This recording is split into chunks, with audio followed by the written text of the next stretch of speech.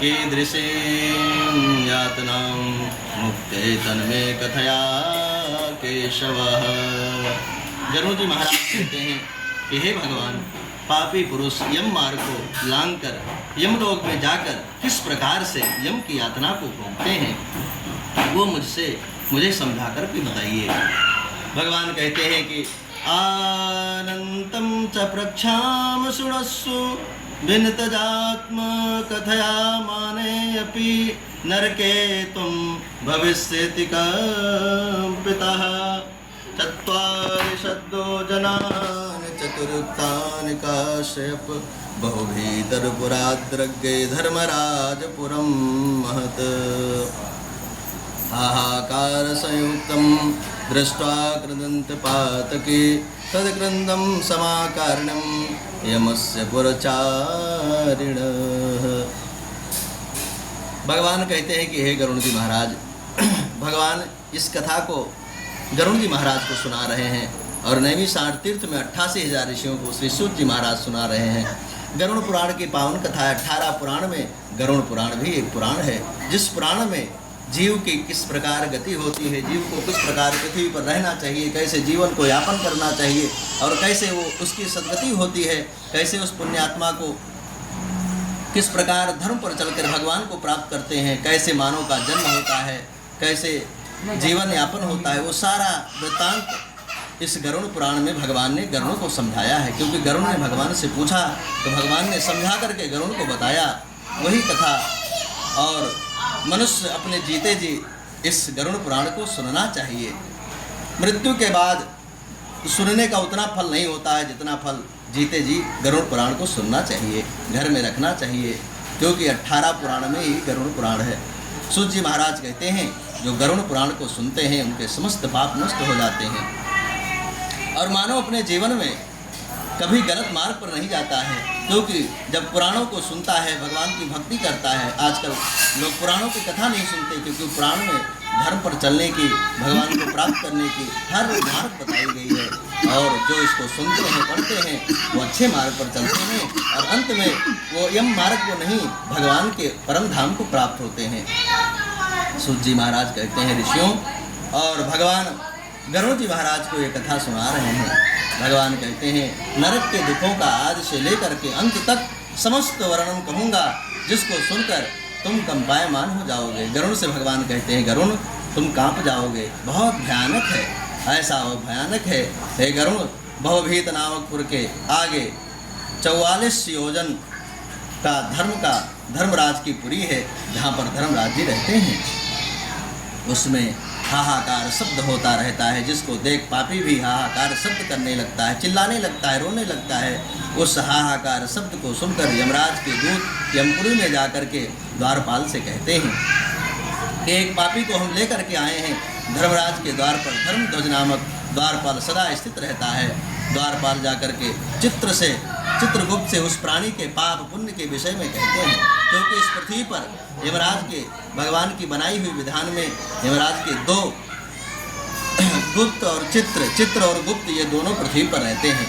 मनुष्य किस प्रकार क्या करता है, चित्र फोटो खींचने का काम करता है और गुप्त जो जीव गुप्त रूप में जो कार्य करते हैं वो गुप्त उसको नोट करते रहते हैं। इसलिए परमात्मा हर जगह हैं, भगवान सब जगह हैं और सब जगह उनकी अपनी लीला है।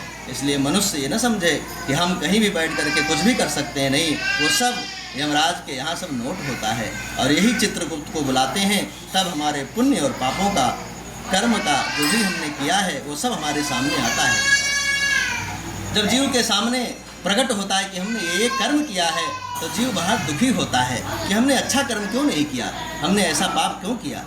लेकिन उस समय सोचने से क्या होता है, जब हमने अपने जीवन में सत्कर्म नहीं किया तो उस समय सोचने से कुछ नहीं होता है, उस समय तो दुख को भोगना ही पड़ेगा।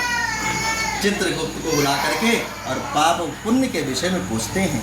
धर्मराज कहते हैं हे गरुड़, जो नास्तिक महापापी पुरुष हैं उन सबको अच्छी तरह धर्मराज जानते हैं। नास्तिक यानी जीवन में कभी आस्था न रखने वाला, भगवान को ना मानने वाला और अधर्म करने वाला पुरुष अनेक प्रकार के दुखों को भोगता है। तो भी वो चित्रगुप्त से पूछते हैं, क्योंकि धर्मराज तो सब जानते हैं, वो तो सब देख रहे हैं, लेकिन जो उनके चित्र और गुप्त हैं, जिनको उन्होंने भेज रखा है, उनसे ज़रूर पूछते हैं कि आपने क्या देखा, इन्होंने अपने कर्मों में क्या किया।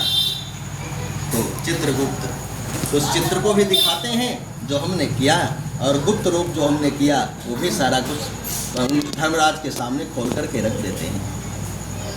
फिर जीव कुछ नहीं बोल पाता है, वो तो देखता है कि हाँ ये कर्म मैंने किया है, तो झूठ कैसे बोल सकता है। सारी जानकारी धर्मराज को प्राप्त होती है चित्रगुप्त के द्वारा। और श्रवण नामक देवता ब्रह्मा जी के पुत्र हैं, वह स्वर्ग मृत्यु पाताल आदि में भ्रमण करते रहते हैं। श्रवण यानी वो सुनते हैं, हम क्या बोलते हैं, कैसे बोलते हैं, इस आकाश में सब कुछ सुनाई देता है, और वो सब ध्वनि हमारी जो है उसको रिकॉर्ड की जाती है। हम जो भी बोलते हैं वो सब रिकॉर्ड होता है और वो रिकॉर्ड सुनाया जाता है। इसलिए कहा गया है किसी से बोलिए तो प्रेम की वाणी बोलिए, अच्छा बोलिए और गलत शब्द ना बोलें, क्योंकि जिह्वा पर माँ सरस्वती का वास होता है। इसलिए जिससे भी बोलें प्यार से और प्रेम से बोलना चाहिए। यही वाणी और यही जीवन का धर्म ही जीव के साथ में रहता है, बाकी कुछ जाने वाला नहीं है। संसार का जितना भी सामग्री है वो सब यहीं छूट जाता है, चाहे वो घर हो, परिवार हो, पैसा हो, कुछ भी हो, कुछ संसार में जाता नहीं है। सब कुछ यहीं पर रहता है, क्योंकि हम ना कुछ लेके आए हैं और ना कुछ लेके जाएंगे। पर जाएगा क्या, हमारे साथ हमारा धर्म जाता है। धर्म यानी हमारा कर्म, जो जिस प्रकार हम कर्म करते हैं वो कर्म सदा हमारे साथ रहता है। उसी कर्म के द्वारा हम योनियों को प्राप्त करते हैं और उसी कर्म के द्वारा हमें जीवन मिलता है। इसलिए जिसका जीवन हम कर्म के द्वारा अपने भविष्य का निर्माण करते हैं, इसलिए हमारा जैसा कर्म होगा हमारा भविष्य उसी प्रकार बन जाएगा। भगवान कहते हैं गरुड़ जी महाराज मृत्यु पाताल आदि में भ्रमण करते रहते हैं। वह दूर दूर से ही श्रवण कर सब जान लेते हैं, क्या सुन लेते हैं, और दूर स्थित वस्तुओं को प्रत्यक्ष देखते हैं, जिससे उनका श्रवण ऐसा नाम रखा ही गया है। तो चित्रगुप्त, श्रवण, ये तीनों इस पृथ्वी पर रहते हैं और तीनों अपने अपना कार्य करते हैं। फिर उनकी स्त्रियाँ भी श्रावणी इसी नाम से प्रसिद्ध हैं। वह स्त्रियाँ भी स्त्री मात्र के चरित्रों को अच्छी तरह जान लेती हैं। इस संसार में जो प्राणी शुभाशुभ प्रत्यक्ष या गुप्त रूप से करते हैं उसको श्रवण नाम देवता चित्रगुप्त से कहते हैं, और स्त्रियों के चरित्र को श्रवण गण की श्रावणी नामक स्त्रियाँ चित्रगुप्त से कहती हैं। श्रवण और श्रावणी ये सब धर्मराज के गुप्तचर हैं। प्राणियों के शुभाशुभ को मन और वचन आदि से किए हुए सब कर्मों को तत्व को जान लेते हैं। मनुष्य और देवताओं के तत्व को जानने को श्रवणादि को शक्ति और सत्यवादी श्रवण मनुष्य मात्र के किए हुए सभी कार्यों को चित्रगुप्त को बताते हैं। भगवान कहते हैं ये सब चित्रगुप्त को बताते हैं और वो फिर धर्मराज के सामने पेश करते हैं। इसलिए व्रत दान सत्य पालन आदि से कोई भी पुरुष श्रवण को प्रसन्न करे तो श्रवण गण उस मनुष्य को स्वर्ग तथा मोक्ष को देने वाले होते हैं। इन गणों की भी पूजा होती है, चित्रगुप्त की भी पूजा होती है। सत्य बोलने वाले धर्मराज के श्रवण नामक दूत पापी पुरुषों के पाप को जानकर धर्मराज से कहते हैं और बताते हैं और देते हैं, जिससे वे पापियों के प्रति दुखदायी होते हैं, तथा तब यमराज पापियों को दंड देते हैं और वे सब साक्षी देते हैं, क्योंकि सूर्य चंद्र अनिल अनल आकाश पृथ्वी जल आत्म अंतरात्मा मन दिन रात दिनों संध्याएं ये सब हमारे ही जिस पृथ्वी पर हम निवास करते हैं वहाँ सूर्य भी हैं और चंद्र भी हैं, अग्नि भी है, आकाश भी है, पृथ्वी भी है, क्योंकि ये सब साक्षी हैं, ये सब देख रहे हैं, हमारे कर्मों को सब देख रहे हैं। जीव कहता है हमने तो ऐसा नहीं किया, लेकिन ये सब साक्षी हैं, सामने सब प्रकट हो जाएंगे और सब बताएंगे। दीपक को इसीलिए जलाया जाता है कि वो दीपक साक्षी होता है, हमारे कर्मों का साक्षी है। जो हम कर्म कर रहे हैं, सत्कर्म कर रहे हैं, उसका साक्षी है दीपक। ये भगवान के सामने बताएगा, हमारे कर्मों को बताएगा।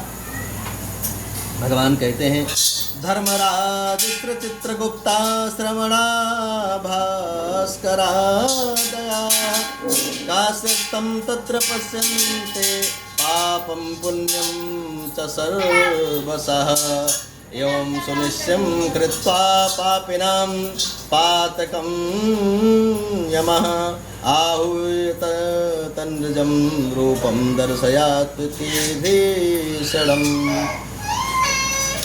धर्मराज कहते हैं ये सब हमारे साक्षी बनते हैं। धर्मराज चित्रगुप्त श्रवण भास्करादि सब देवता, भास्कर देवता, भगवान सूर्य नारायण प्राणियों के देह में स्थित पाप और पुण्य को भली भांति जान लेते हैं। इस तरह पापियों के पाप को निश्चय कर यमराज तदंतर पापियों को बुला करके अपने भयानक स्वरूप को दिखाते हैं। तब पापी पुरुष यमराज के भयंकर स्वरूप को इस प्रकार से देखते हैं और एक बड़ा शरीरधारी हाथ में दंड लिए भैंस पर बैठा हुआ और प्रलय काल में जैसे मेघ शब्द करते हैं, शब्द मेघ की गड़गड़ाहट होती है, वैसा ही उसका स्वर होता है। काजल पर्वत जैसी कांति बिजली की प्रभा के समान प्रकाशमान शस्त्रधारी 32 भुजाओं से युक्त होता है। भगवान कहते हैं जो ये सब पापी पुरुष के जो गुण है वो भगवान गरुड़ जी महाराज को सुनाते हैं। भगवान कहते हैं पापियों के पास ही यमराज के दूत आते हैं और वो यमपुरी ले जाते हैं, लेकिन जो भगवान का भक्त होता है श्रद्धा भाव से ब्राह्मणों में गौ में श्रद्धा रख करके भगवान ईश्वर का भजन करता है, उसे कोई यमराज के दूत लेने नहीं आते हैं, उसे तो भगवान के पार्षद आते हैं और विमान पर बैठाकर भगवान के भगवत धाम ले जाते हैं। जीव को किसी प्रकार की कोई दुख नहीं होता। यमराज जब भगवान कहते हैं 3 योजन विस्तार वाला उसका शरीर है, वापी के तुल्य भयानक मुख है, लाल नेत्र हैं, बड़ी बड़ी दाढ़ें और से युक्त भयंकर मुख है, लंबी नाक, ऐसा यमराज का स्वरूप है। भैंसे पर सवार होकर के मृत्यु ज्वर आदि से युक्त चित्रगुप्त भी भयानक रूप को धारण करते हैं। यम के जैसा ही भयानक उसके दूत भी पापी के पास आकर के गरजते हैं और गर्जना करते हैं। जिसके सामने इतना भयानक, जिसको देख पापी भयभीत होकर के और हाहाकार शब्द करने लगता है। अजामिल के पास इसी प्रकार जब यमराज आए तो अजामिल कांपने लगा और भगवान नारायण को पुकारने लगा। भगवान ने उसकी रक्षा की। जिसने अपने जीवन में धर्म किया है उसकी रक्षा अवश्य होती है। दान न देने वाला पापी, ऐसा पापी कंपायमान होकर के रोते हैं। तब चित्रातुर होकर के मृदन करते हुए रोते पापियों का चित्रगुप्त यमराज की आज्ञा से उनके किए हुए कर्म को श्रवण कराते हैं, सुनाते हैं। हे पापी दुराचारी जीव,